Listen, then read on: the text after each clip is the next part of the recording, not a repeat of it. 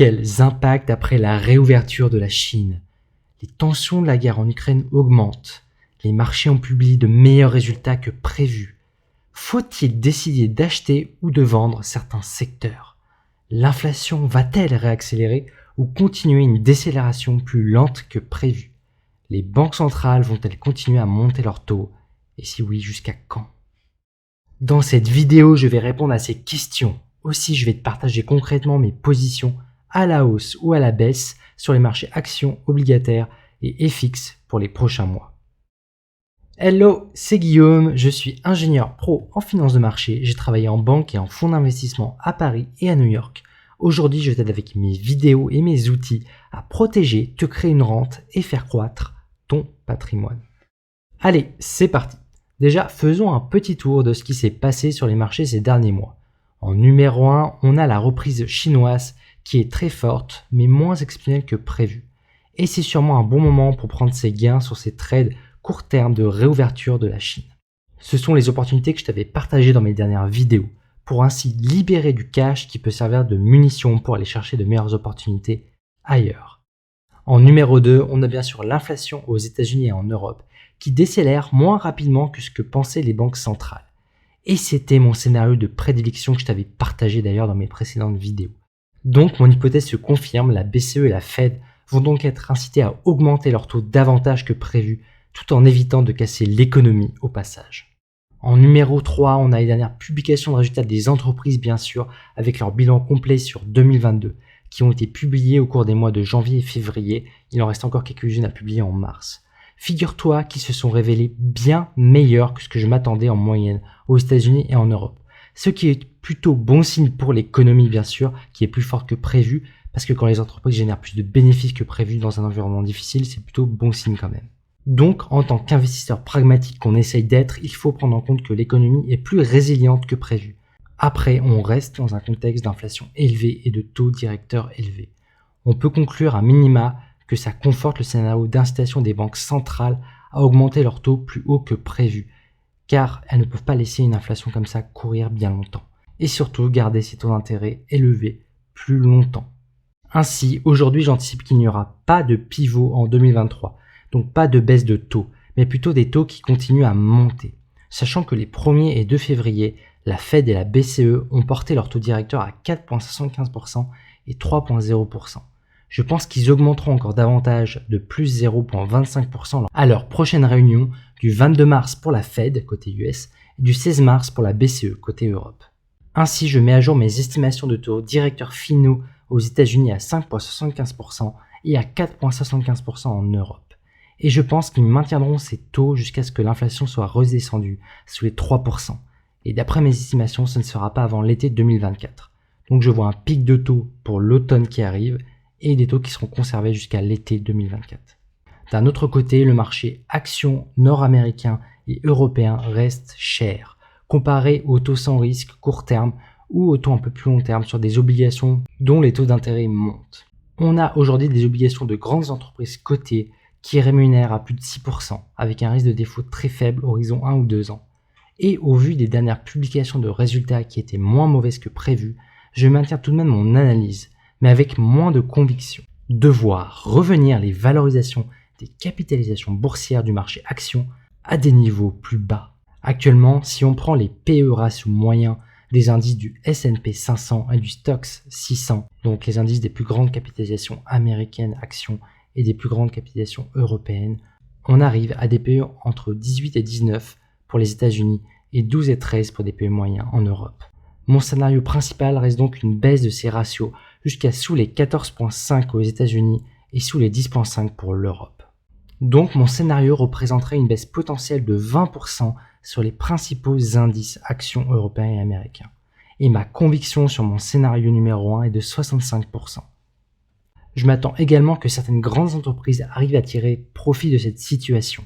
Et quand on regarde dans le détail, il existe des actions pépites résilientes à ce type d'environnement. D'ailleurs, sur ma chaîne, de temps en temps, je te fais une vidéo spécifique sur ce type d'action pépite. Je base principalement mon analyse sur l'augmentation des taux des obligations qui offrent des rémunérations plus importantes pour un risque inférieur à celui du marché action. Car pour des fonds d'investissement ou des institutions financières, donc la smart money si tu veux, les gros acteurs financiers, ils préféreront vendre leurs actions plus risquées pour placer leur argent sur des obligations si l'espérance de rendement est comparable. Donc sur des obligations bien notées présentant un plus faible risque de défaut. Et tu le sais, je reste persuadé qu'il existe des entreprises pépites qui ont d'importantes réserves de cash, qu'elles continuent de placer sur des taux courts élevés ou de réinvestir pour faire croître leur business. Elles ont souvent peu de dettes, donc elles ne souffrent pas vraiment des montées de taux d'intérêt récentes et s'accompagnent de perspectives de croissance intéressantes. Ainsi, j'anticipe des perspectives positives en 2023 pour les plus grands acteurs des industries automobiles, des semi-conducteurs, des métaux et minerais, de l'énergie, du luxe et de l'industrie des produits chimiques. Et avant de te partager mes positions short, donc à la baisse, sache que j'ai mis à ta disposition des outils de gestion de portefeuille qui te permettent de visualiser ton portefeuille d'actions à dividendes, d'actions croissance, entre autres outils gratuits. Tout ça, c'est sur guystorm.com. Alors, côté position à la baisse, je commence à me placer short sur certaines moyennes entreprises technologiques qui ne font concrètement pas d'argent depuis leur création et dont je pense n'arriveront plus à se financer.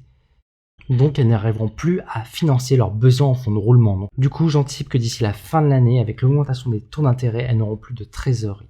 Je pense à des entreprises à la Uber, Like, des mid-cap tech, des fintech et des crypto-ponzi qui n'ont fait que cramer du cash à fort coût depuis qu'elles existent.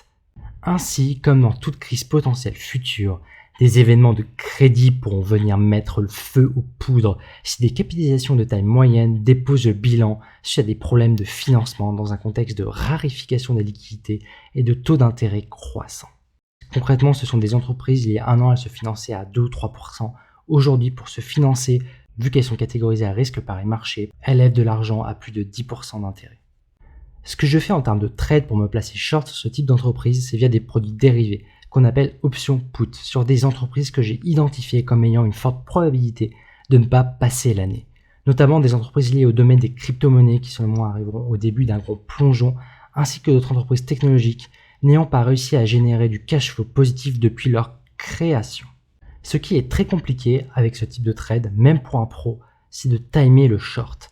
Car bien qu'on puisse avoir raison sur le fond, c'est toujours beaucoup plus difficile de faire de l'argent avec. Et c'est ce que j'essaie de faire en étant long volatilité et short les titres spécifiques que je cible. Côté devise, j'anticipe une baisse de l'euro face au dollar tirée par les taux courts US qui vont offrir des taux court terme plus rémunérateurs que prévu et plus rémunérateurs que l'Europe.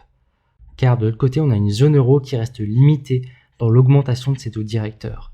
Car si on regarde les taux long terme de la France, de l'Espagne, de l'Italie et de la Grèce, ce ne sont pas des niveaux tenables pour des économies surendettées. La BCE est donc limitée dans sa capacité à augmenter les taux par rapport aux États-Unis, qui est une devise aujourd'hui beaucoup plus forte, et la monnaie à date la plus utilisée dans les échanges mondiaux, pour acheter ou vendre de l'énergie, pour transférer de la valeur ou bien pour la stocker cette valeur. Aujourd'hui, sur la paire FX Euro-USD, on est autour de 1.07.